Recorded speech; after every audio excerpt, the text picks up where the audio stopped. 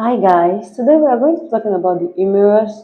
But before we continue, do not forget to like, share, and subscribe to my channel if you haven't. So let's get to it. So the upper limb is divided into the shoulder region, the arm, the forearm, the hand. So this humerus is the bone of the arm. It is the longest bone of the upper limb. The humerus is the longest bone of the upper limb. It has three parts: the upper part or upper end, the lower end, and the shaft. So the upper end is rounded, the lower end is flat, and the shaft. So now let's go to the side determination of the humerus. Usually when we are asked to determine the side of the humerus, probably in steeplechase, we make use of the upper end and the lower end. So the upper end has a rounded part which forms the head. So this is the head, and the head is directed medially, upwards, and backwards. So we can see that the head is directed, can we see? So the head is directed medially, upwards, and backwards. Also, on the anterior part of the upper end, we have an anterior projection, which is known as the lesser tubercle. We also have in the upper end the lateral projection, known as the greater tubercle. So whenever you have the upper end, you ensure that the head is facing medially upward and backward. The lesser tubercle is facing anteriorly, and the greater tubercle is facing laterally. Then for the lower end, anteriorly, we have two foci anteriorly, and posteriorly we have a single large fossa. So this fossa is situated posteriorly and is just one posteriorly, and we have two fossae anteriorly. So one foci, another foci anteriorly. So we can conclude placing this bone in the anatomical position of the body is facing medially, anteriorly, and laterally, two foci, one fossa. We can conclude that this humerus is the one for the right hand. If this is my posterior and this is my anterior, so we can conclude that this humerus is the one for the right side. So this is articulating with the glenoid cavity of the scapula. Let's assume this is the glenoid cavity of the scapula, so it's articulating with it. So this is the humerus of the right side. Can we see? Now let's go to the ends or the features of the humerus. Now let's start with the upper end. The upper end has the following. One, we have the head that is directed upward, medially, and backward. So it's directed upward, medially, and backward. We also have, separating the head from the remaining part of the upper end, is this line known as the anatomical neck. So the anatomical neck separates the head from the rest of the upper end. We also have the surgical neck. This is the surgical neck. And the surgical neck separates the upper end from the rest of the shaft. So this right here is the surgical neck, and this is the upper end. So it separates the upper end from the rest of the shaft. Then 0.5 centimeter below the surgical neck is our morphological neck. So as you can see, I've already highlighted the anatomical neck, the surgical neck, and the morphological neck. So this one in this area is the anatomical neck, as you can see, surrounding the head. Then we have the surgical neck, which is this first line that we can see. And the one beneath it is the morphological neck, and that one is 0.5 centimeter below the surgical neck. So these are the neck. Also in the upper end, we have this anterior projection, and this is a lesser tubercle. Then we have the lateral projection, which is greater tubercle. At the posterior and superior part, or posterior superior part of the greater tubercle, we have three impressions: the upper, the middle, and the lower impression. Upper, middle, and lower impression. Then we have the intertubercular sulcus, also known as the bicipital groove. And the purpose of this bicipital groove is to separate the lesser tubercle from the greater tubercle. The intertubercular sulcus or bicipital groove has two lips, the lateral lip and the medial lip. So this is the lateral lip, since this is the lateral part of the humerus. So the lateral lip is the downward projection of the greater tubercle, and the medial lip is the downward projection of the lesser tubercle. That's all for the upper end. Then we have the shaft. So the shaft in the upper end, it is rounded, and the lower end, it is triangular. So we can see this is somewhat triangular. If it was cut this way and it is viewed in the cross section or the transverse section, we would realize that it is triangular in shape. So the upper end is rounded and the lower end is triangular in shape. The shaft has three borders and three surfaces. So the borders are anterior border, lateral border, and the medial border. So let's identify the borders. We have the anterior border. Can we see that? So anterior border, we have the lateral border. So lateral border. Then we have the medial border. This is the medial border going upward. Medial border. Again, anterior border, lateral border, and medial border. And the shaft has three surfaces. So we have the anterior medial surface, anterior lateral surface, and posterior surface. So again, this is our anterior medial surface, anterior medial surface. This is our anterior lateral surface, and this is our posterior surface. So let's talk about the borders. The anterior border in its upper one-third, it forms the lateral lip of intertubercular sulcus. So this right here is our lateral lip of intertubercular sulcus, this elevation, lateral lip of intertubercular sulcus, and it is formed by the lateral border in the upper one-third. In its middle part, it forms the anterior margin of the deltoid. So in the middle part, this is the deltoid tuberosity. So it forms the anterior margin of the deltoid tuberosity. Upper part, it forms the lateral lip of the intertubercular sulcus. In the middle part, it forms the anterior margin of the deltoid tuberosity, and the lower part, it is rounded and smooth. So it is rounded and smooth. Then we have the lateral border. The lateral border is prominent only in its lower end, where it forms the lateral supracondylar ridge. So it is very prominent only in its lower end, and in this place it is called the lateral supracondylar ridge. It is not prominent at all going upward. It is barely traceable going upward, and it is interrupted by the radial groove. So about this region is the radial groove. The radial groove is located posterior to the deltoid tuberosity. So this is the radial groove, and it interrupts the lateral border. Around the medial border is also prominent in its lower part to form the medial supracondylar ridge. It continues upward as the medial lip of the intertubercular sulcus. So it continues upward as the medial lip of the intertubercular sulcus. So those are the borders of this humerus, or the shaft of the humerus. Then we have the surfaces.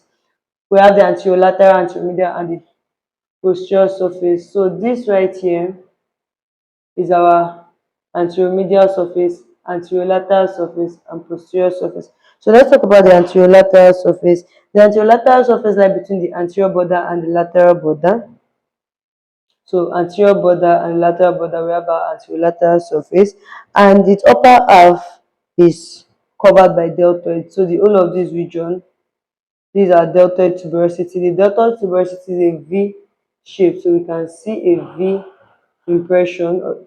This is a V kind of impression. So the upper half of the anterolateral surface is covered by the deltoid, and a little above the midline, it is marked by a V-shaped deltoid tuberosity, and we already identified that. So this is our V-shaped deltoid tuberosity, and behind the deltoid tuberosity is the radial groove, also on the anterolateral surface. So this right here is our radial groove. So this right here is our radial groove. Behind the deltoid tuberosity is the radial groove. Then we have the anteromedial surface. The anteromedial surface is in between the anterior border and the medial border. So we have anteromedial surface between the anterior border and the medial border. In its upper one third, it is very narrow because it's in between the lateral lip and the medial lip of intertubercular sulcus. Hence, it forms the floor of the intertubercular sulcus. So the upper one third of the anteromedial surface forms the floor of the intertubercular sulcus. And near the middle of the anteromedial border, we can see a nutrient foramen. So this right here is our nutrient foramen, and the nutrient foramen is directed towards the elbow or towards the lower end. So this is the nutrient foramen on the anteromedial surface. Then finally we have the posterior surface, and the posterior surface lies between the lateral and the medial border. So this is the posterior surface, and it is in its upper part it is marked by an oblique ridge, and in its middle one third it is crossed by the radial groove. So the upper part, which is above the radial groove, is an oblique ridge. So this right here is the oblique ridge, and this is the radial groove. So the posterior surface, this is the posterior surface. It is situated between the lateral border and the medial border. The posterior surface is marked in its upper part by an oblique ridge. So this line I've indicated here is an oblique ridge, which is situated above the radial groove, and it is also crossed in its middle part by the radial groove. Then we have the lower end. The lower end is expanded from side to side, and we have the articular and the non-articular part. So the articular parts include these two structures: the capitulum, which is a rounded projection that articulates with the head of the radius. So this rounded projection articulates with the head of the radius. We also have the trochlea, and the trochlea is a pulley-shaped part of the lower end, and it articulates with the trochlear notch of the ulna. It has the medial edge and the lateral edge. So the medial edge, this is the medial edge, the one that is related to the humerus. So this is the medial edge since it's related to the head of the humerus, and this is the lateral edge that is closer to the capitulum. And the medial edge is a bit longer than the lateral edge, about 6 mm below. It projects 6 mm below or downwards than the lateral edge, and this accounts for the carrying angle of the elbow, which varies in both male and female. In male it is about 10 to 15 degrees, while in female it is greater than 15 degrees. Females have more carrying angle than male. Non-articular parts, we have lateral epicondyle, we have medial epicondyle, which is more prominent than the lateral epicondyle. We have the lateral supracondylar ridge, we have the medial supracondylar ridge, we have the radial fossa, we have the coronoid fossa, and we have the olecranon fossa. The radial fossa accommodates the head of the radius. The coronoid fossa accommodates the coronoid process of the ulna, and the olecranon fossa accommodates the olecranon process of the ulna. That's all for the part of the humerus, the upper, the shaft, and the lower end. Now let's go to the attachment on the humerus. Starting from the upper end. So I've indicated some images here. Now on the lesser tubercle, we have the attachment, the insertion of subscapularis muscle. So this pink structure here is the insertion for subscapularis muscle. Then we have on the greater tubercle, remember we said it has three impression in its posterior superior part. So we have the upper, the middle, and the lower impression. So the upper impression gives insertion for supraspinatus, the middle impression gives insertion for infraspinatus, and the lower impression gives insertion for the teres minor. So supraspinatus, infraspinatus, and teres minor. This is subscapularis.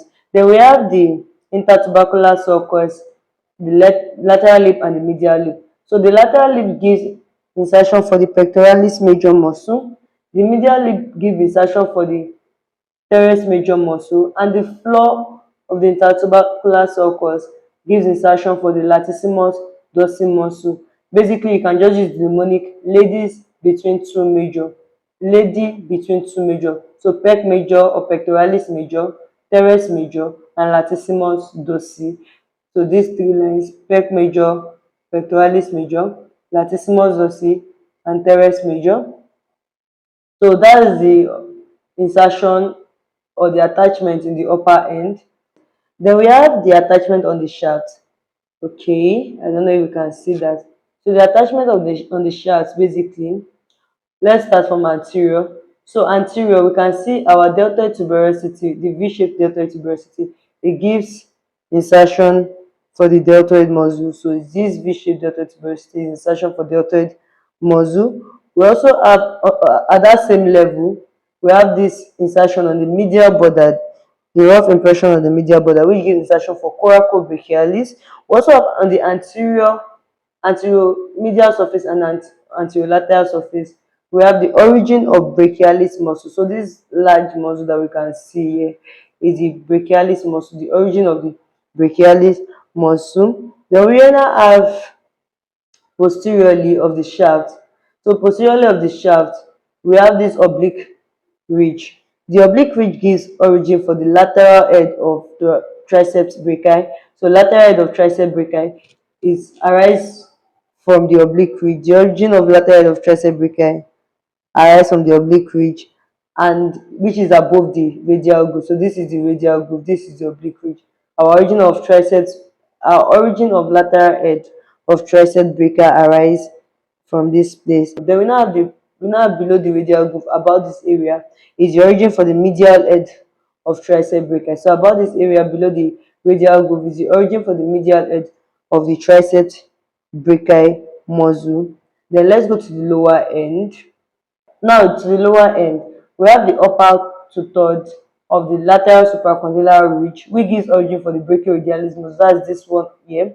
Then we have the lower one-third of the lateral supracondylar ridge, which gives origin for the extensor carpi radialis longus. Then we have on the lateral epicondyle, it gives origin to the common extensor muscles as well as the supinator muscle. So the supinator muscle and the common extensor origin arise from this place. Extensor carpi radialis longus, brachioradialis, upper two-third, lower one-third of the lateral supracondylar ridge. Then the medial supracondylar ridge lower on its lower one-third, that's this place, it gives origin for pronator teres. Then on the medial epicondyle, we have the origin of the common flexor muscle. So origin of common flexor muscle, that's this region, this pronator teres. So if this area is painted in steeplechase and you're asked for this, obviously they will not paint it to the same color. But if this place was painted pink and this place was painted blue and you're asked for what is the structure that is related to the area painted blue, you know that they're asking for this because this is one that was painted blue and this was painted pink. So this is extensor carpi radialis longus, origin for the common extensor muscles. Then posteriorly, also on the lateral also on the lateral part, then posteriorly also on the lateral part, we have the origin for the anconeus muscle. Yes, origin for the anconeus muscle, origin for the anconeus muscle. Then we have the joint capsules, the origin of the joint capsules. So let's not forget that our lateral lip is pectoralis major, our medial lip is teres major, and our intertubercular sulcus, the floor, is latissimus dorsi. Also, we have the content of the intertubercular sulcus, that is the structure passing through this place. And the content are the tendon of the long head of bicep brachii, as well as the ascending branch of the anterior circumflex humeral artery. So those two structures, they pass through this intertubercular sulcus. And that's all for the attachment of the humerus.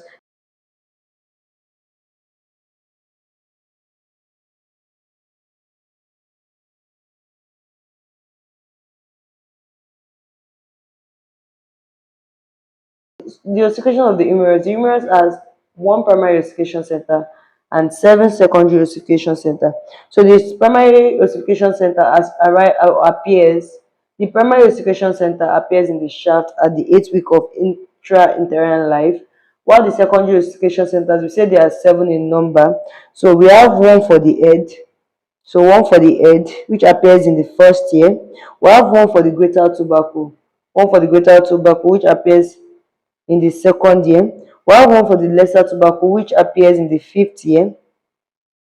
We also have one for the capitulum in the lower end. So one for the capitulum in the lower end. We have one for the lateral part of the trochlea. We have one for the medial part of the trochlea. And finally, we have one for the medial epicondyle and one for the lateral epicondyle. And these are the ossification centers of the humerus. And clinicals, The common fracture to this bone, because it can be asked that what are the common fractures to this bone. So we have fracture of the surgical neck, we have the supracondylar fracture when the supracondylar lines or ridges when they fracture, and we have fracture of the shaft. And either ways, whenever there is a fracture to any of these regions, three nerves can be affected. In the surgical neck, we have the axillary nerve. So the axillary nerve can be affected in the surgical neck. In the shaft, we have the radial nerve, which passes through the radial groove. Then in the lower end, we have the ulnar nerve, which passes posterior to the medial epicondyle. So those nerves can be affected following fracture to the humerus. And the most common of these three fractures is a supracondylar fracture. That's this lower end fracture. And sometimes it affects the median nerve, which is a content of the cubital fossa in the elbow joint. And that's all for the humerus. So this is the humerus, the right humerus. Bye.